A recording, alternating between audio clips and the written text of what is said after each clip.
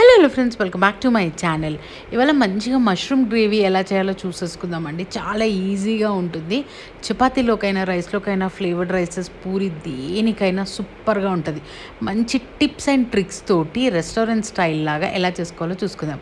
మంచిగా మష్రూమ్స్ని తీసుకొని నీట్గా వాష్ చేసుకొని పక్కన పెట్టేసుకుందామండి. కొంచెం వాటర్లోనే పెట్టుకోండి. తర్వాత మంచి ఆయిల్ వేసుకొని కొంచెం జీలకర్ర, పచ్చిమిర్చి, చిన్నగా చాప్ చేసుకున్న ఉల్లిపాయలు, మంచి సన్నగా తరుక్కున్న కొంచెం ఎక్కువే ఉల్లిపాయలు పడతాయి. అంటే నేను ఒక ప్యాకెట్ 200 గ్రామ్స్ ఆఫ్ మష్రూమ్కి నేను మంచిగా ఒక 2 పెద్ద సైజు ఉల్లిపాయలు తీసుకున్నాను. నెక్స్ట్ ఇందులోనే మంచిగా పసుపు వేసేసుకుందాము అండ్ సాల్ట్ కూడా ఇందులోనే వేసేసుకుందాము. కొంచెం ఒక 2 టమాటోల గుజ్జు, టమాటో ప్యూరీ కూడా యాడ్ చేసేసుకుందాం. ఒక స్పూన్ అల్లం వెల్లుల్లి వేసుకొని ఇది కుక్ అయ్యేంత వరకు మంచి కలుపుతూ కుక్ చేసుకుందామండి.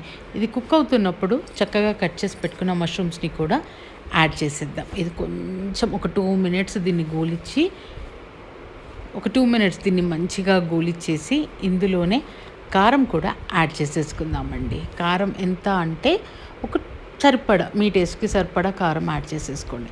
అండ్ ధనియా పౌడర్ కూడా యాడ్ చేసుకుందాం. ఇప్పుడు ఒక దాంట్లో కొంచెం క్రీమ్ తీసుకున్నాను. నేను పాల మీద మీగడ తీసుకున్నాను. మీకు ఇంట్లో ఉంటే క్రీమ్ కూడా యాడ్ చేసుకోండి. అండ్ నానబెట్టుకున్న కాజు, నేను యాక్చువల్గా బయట దొరికే ప్రిజర్వేటివ్స్వి వాడను కాబట్టి ఇంట్లో ఉన్న పాల మీద మీగడ వేసుకొని కాజు పేస్ట్ అది వేసుకొని కుక్ చేసుకుంటున్నాను. పైనుంచి ఒక్క స్పూన్ నెయ్యి వేసుకోండి. అద్దిరిపోయే మష్రూమ్ కర్రీ జస్ట్ 15 మినిట్స్లో రెడీ అవుతుంది. కొంచెం ఆయిల్ తేలి